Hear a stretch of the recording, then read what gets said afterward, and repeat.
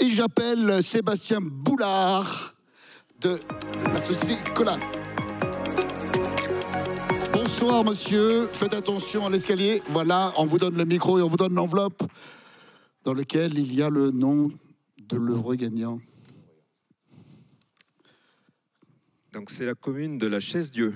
André Brivadis.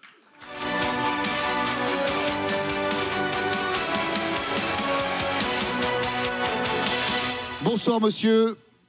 Allez, prenez votre temps, hein. C'est parfait. Bonsoir, on vous donne un micro et je vous laisse en compagnie de Bonsoir à tous. Dominique Gobatian. Monsieur le maire, bonsoir. Alors, Bonsoir. votre commune est connue et reconnue à travers toute la France et même au-delà de nos frontières pour son célèbre festival de musique. Alors, vous êtes lauréat du trophée de l'urbanisme car depuis quelques mois, vous avez entrepris d'effectuer des travaux avenue de la Gare dans votre commune, un axe important puisqu'il relie l'abbatiale à la gare. Et vous en avez profité pour réaménager les rues perpendiculaires ou encore l'entrée de l'école. Alors pourquoi ces aménagements et qu'est-ce qui va changer ? Alors tout d'abord, il faut dire qu'il y a un énorme chantier sur le patrimoine de la Chaise-Dieu, qui est un des patrimoines les plus importants. C'est la rénovation de l'ensemble du site abbatial. De l'ensemble du site abbatial. Marie-Agnès est bien au courant puisqu'elle est présidente du syndicat mixte qui s'occupe justement de ces travaux. Et il faut signaler peut-être que ce grand chantier a déjà commencé il y a 8 ans. Il y a 8 ans environ, oui. C'est pas fini. Ça a été... Non, il y en a encore pour 5, 6, 7, 8, 10 ans, on ne sait pas. Voilà. Ce qui en fait le chantier le plus important en France. Ça a été le chantier le plus important de France pendant plusieurs années. Voilà.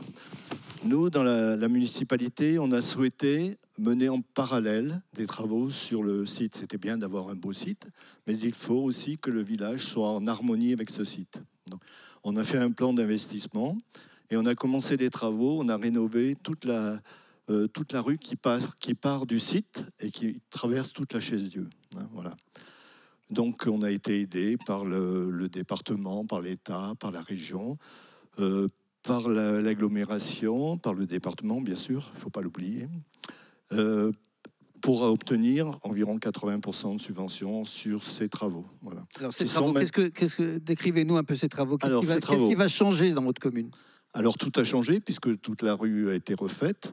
Au niveau du site, la qualité est une qualité supérieure, parce qu'il fallait que ce soit en harmonie, et c'est surtout minéral. Et ensuite, il y a des changements dans l'évolution. Comment dire ? C'est plus végétal. On a planté environ 700 fleurs, 700 plantes. C'est une alternance d'espaces verts et de parking, et de places de stationnement. Il faut dire que tous les commerces qui sont là, puisque c'est dans le village, tous les commerces, on leur a construit une terrasse devant chez eux. Donc, en été, ils peuvent sortir tout leur matériel pour servir en terrasse. Vous qui êtes une commune qui accueillait beaucoup de touristes avec le festival et autre chose, est-ce que les commerces sont ouverts le dimanche, par exemple, comme à Saint-Bonnet-le-Froid ? Alors, pas tout le temps. Pas tout le temps. Et moi, je le regrette. Parce que les commerçants qui freinent ? C'est les commerçants, ils sont ouverts au moins 6, 7 mois, 7 à 8 mois. On essaie d'étendre la saison au niveau du printemps, au niveau de l'automne aussi. Mais il y a toute une période, par exemple, actuellement, il y a peu de commerces ouverts. Pourtant, dans la Chaise-Dieu, il y a 35 commerces. Pour un petit village de 600 habitants, c'est énorme. Voilà. Alors, ce grand chantier, est-ce que vous pouvez nous en donner le coût ? Un peu plus d'1 million d'euros. Voilà. On est en train de travailler, c'est un travail de 3 ans, 3 ans sur ce chantier. Maintenant, on va travailler sur l'aménagement de l'école.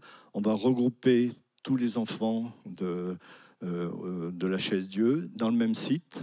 Et ce site sera dans le bourg. C'est le projet sur lequel on travaille actuellement. Très bien.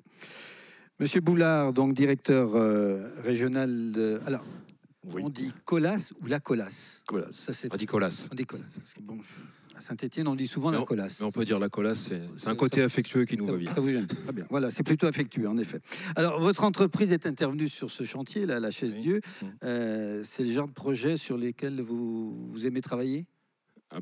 Complètement. Hein. Ces beaux projets d'aménagement urbain. En plus, là, on était sur un site remarquable. Nos équipes ont commencé à travailler au pied de l'abbaye, je crois. Oui. C'est un chantier où vous en avez parlé, des gros enjeux de phasage, parce qu'il fallait préserver l'activité touristique et des commerçants. J'ai cru comprendre que ça s'était plutôt bien passé, puisque je crois que tout le monde est content, que ce soit la mairie, les riverains, les commerçants, tout le monde est satisfait. En tout cas, nos équipes sont très fiers d'avoir participé à ce projet. Puis moi, c'est un grand plaisir de remettre ce trophée aujourd'hui. Alors, est-ce que vous pouvez nous dire 2 mots sur l'implantation de la Colas sur la Haute-Loire ? Colas sur la Haute-Loire, on est implanté solidement, c'est notre modèle, hein, des agences implantées localement, solidement ancrées sur le territoire, avec des collaborateurs qui vivent localement, avec leur famille, au plus proche de nos clients. Et c'est cette proximité qui nous permet de créer une relation de confiance et qui nous permet, dans un second temps, de mettre à disposition tout le fruit des efforts de recherche et d'innovation de Colas. On en a vu un extrait sur le film. Alors, pendant le premier confinement, de nombreuses entreprises du bâtiment ont été à l'arrêt. Lors de la reprise, est-ce que les collectivités locales ont joué le jeu en faisant appel à vous, en vous donnant plus de marchés ? Disons que là, on est sur la mauvaise partie pour les entreprises de travaux publics des cycles électoraux. Les programmes d'investissement sont en cours de définition et puis les travaux tardent un petit peu à démarrer. Pourquoi ils ont du mal à démarrer ? Parce qu'il faut le temps que les projets mûrissent. Hein, quand il y a c'est un cycle normal.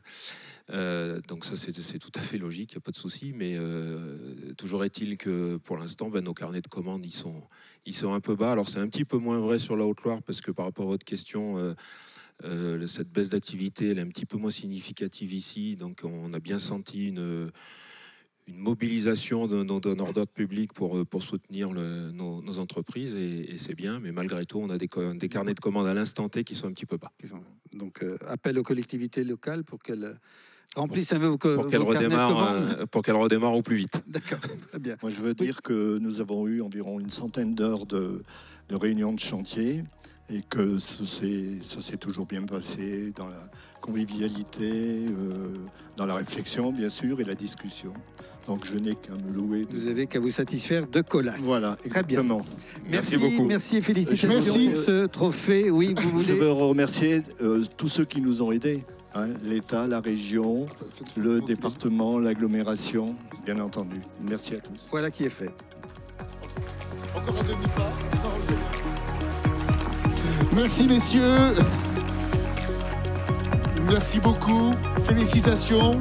Et peut-être à tout à l'heure, je crois que même c'est sûr.